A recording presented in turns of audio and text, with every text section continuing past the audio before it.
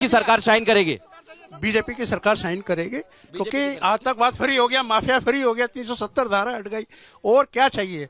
और रोजगार की जहाँ तक ये बात करते हैं, ये कहते हैं कि रोजगार, अरे एक बात सुनो, रोजगार में क्या जो स्वरोजगार कर रहे हैं, जो अपना रोजगार कर रहे हैं, रोजगार में नहीं आता क्या?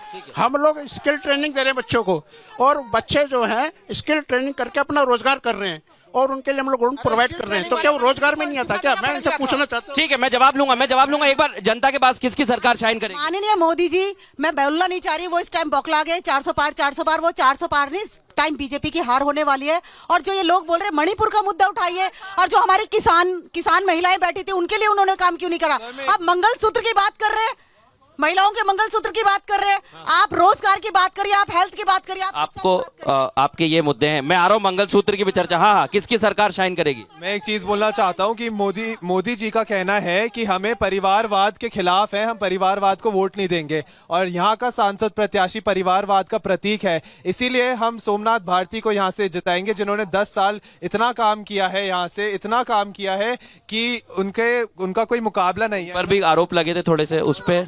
हर घर का मुद्दा है, हर घर में क्लेश होता है, वो मुद्दा नहीं। ठीक है, ये हर घर का मुद्दा होता है, चल जाता है। शिवम जी, आपसे लगातार सवाल किए जा रहे हैं। सोमनाथ भारती ने बहुत काम किया, तो ये चुनौती तो नहीं होगी आपके लिए?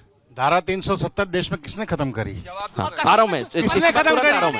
हिंदुस्तान की संस्कृति का सम्मान अयोध्या में भगवान राम का मंदिर किसकी सरकार के दौरान बना? हाँ, इसका जवाब दीजिए। अच्छा, अगर हिंदुस्तान की संस्कृति को हम बचाएंगे, हिंदुस्तान के बॉर्डर्स को सुरक्षित हमारी पार्टी ने किया, हमारी सरकार ने किया। आज विश्व में जाते हैं प्रधानमंत्री मोदी तो डंका बोलता है, डंका। जवाब ले रहा हूं, आपको वीजा नहीं देते थे।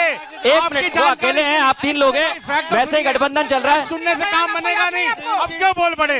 3 लोग आ गए हुए, 3 लोग कितने? नहीं, मैं इसको कंडक्ट करा रहा हूं, मेरी जिम्मेदारी है सबको बराबर समझ मैं ये कह रहा हूं, आपने कहा रोजगार की बात, मुझे इस बात का जवाब दे दीजिए, शायद यही दे पाए या दे पाए। ठीक है, सही है जवाब। रोजगार की बात में एक बार मैं प्रश्न बोल रहा हूं, हिंदुस्तान के अंदर में जितने स्टार्टअप हमने बनाए हमारी सरकार के दौरान बने क्या? जवाब ले लेता हूं।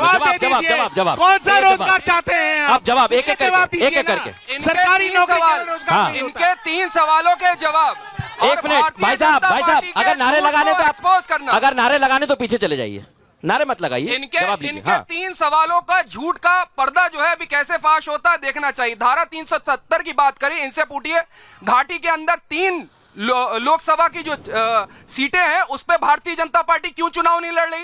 धारा 370 आपने हटा लिया, और भारतीय जनता पार्टी 1996 से लगातार चुनाव लड़ रही थी, और डर इतना था कि वहां से चुनाव नहीं लड़ रहे। और सबसे बड़ी बात, एक मिनट राहुल भाई, इसके बाद आ रहा हूं। राष्ट्रीय सुरक्षा का मुद्दा उठाया। भाई साहब, पाकिस्तान में जाकर के बिरयानी खाते, हमारे देश में पठानकोट होता है, पहली बार ISI को बुलाया जाता है, प्रधानमंत्री जी कहते हैं किसने की? मैं एक बार जनता के पास जा रहा हूं, एक बार से जवाब आ रहा हूं। देश की सेना का अपमान करते हैं। चीन के मुद्दे पर इन्हीं के सुब्रमण्यम स्वामी लगातार सवाल उठा रहे हैं, इन्हीं के सांसद विधायक जो है लगातार के समय में, माननीय के समय पे चाइनीज सूप की बात कर रहे थे। ठीक है, अच्छा मैं कौन से देता हूं, फिर जनता के पास जाऊंगा। देखिए, इतना मुद्दा पी रहे थे, जवाब दीजिए। ठीक है शिवम भाई, एक मिनट, मैं और भी लोग मेरे साथ मौजूद है। देखिए, राष्ट्रीय मुद्दों पर चर्चा हो रही।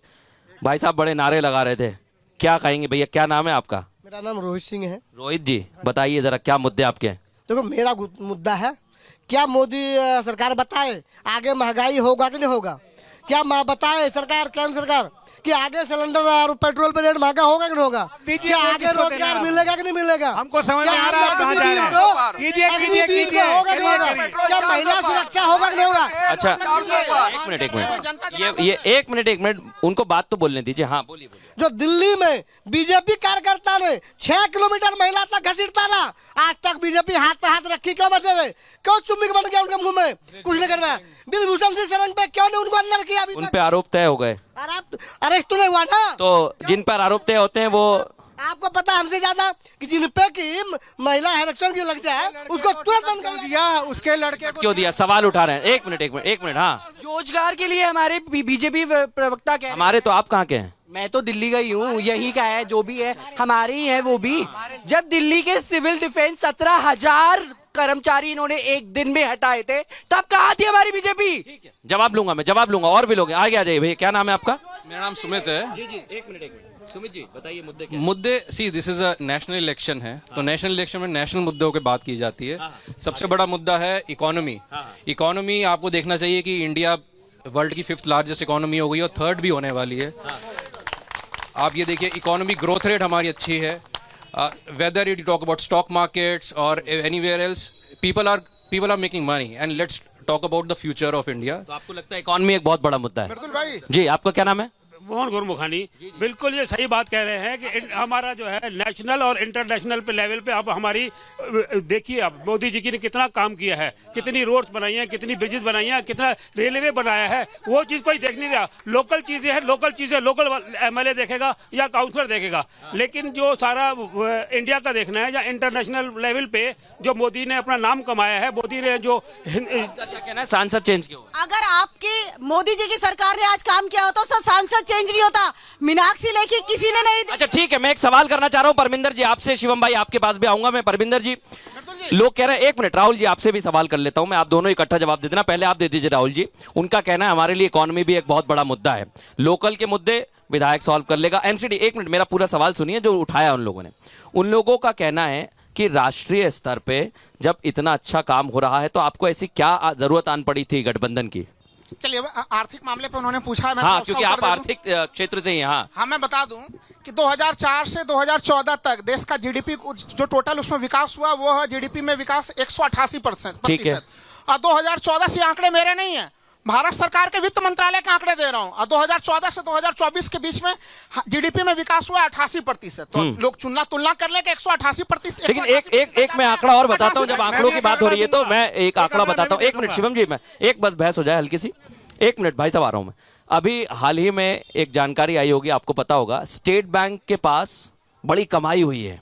उनका ये कहना है बीजेपी का कि बैंक जो दिवालिया होने की कगार पर थे, हमने उन्हें उठाने का काम किया है। देखिए, वो कहां से ये चीजें आ रही हैं, वो आंकड़े क्यों आपको दिख रहे हैं, ये भी फिर आंकड़ों का खेल है। इसलिए तो मैंने कहा आंकड़े, तो आंकड़े की बात करिए। सुन लीजिए ना, मैं आंकड़ा ही दे रहा हूँ। एनपीए को बड़े पैमाने पर राइट ऑफ किया गया है, जो लगातार विपक्ष के लोग लगा रहे हैं कि भाई 15-16 एनपीए माफ कर दिया है। विदा फिर से उद्योगपतियों की बात, उद्योगपतियों की बात आ गई। मैं आ रहा हूँ, तुरंत आ रहा हूँ। मैं उस आंकड़े को ठीक कर देता हूं। राहुल जी जवाब दे रहे हैं, 2014 से शिवम जी। पहले तक हाँ। हिंदुस्तान की जो अर्थव्यवस्था थी 10वें नंबर पे थी। हमारी सरकार आने के बाद आज 2024 है, हम अर्थव्यवस्था के मामले में विश्व की 5वीं बड़ी अर्थव्यवस्था बन वो गए। पर कैपिटा, एक मिनट, वो पर कैपिटा इनकम की बात करते हैं शिवम जी। वो उनका कहना है ये, एक मिनट मैं पूछ रहा हूँ ना आप लोगों के सवाल, मैं आप लोगों के पास फिर आऊंगा। वो बोलते हैं पर कैपिटा। हाँ, I am giving you another fact. हाँ, हम जब थे, हमारी जब सरकार नहीं थी 14 से पहले, तो हम फ्रजाइल 5 थे। हाँ। इस प्रकार की व्यवस्था थी कि जहां पे इन्वेस्टमेंट लोग करने से कतराते थे। लेकिन हमारी सरकार आने के बाद में हिंदुस्तान एक हॉट डेस्टिनेशन बना। एप्पल जैसी कंपनी को भी हिंदुस्तान में निवेश करने के लिए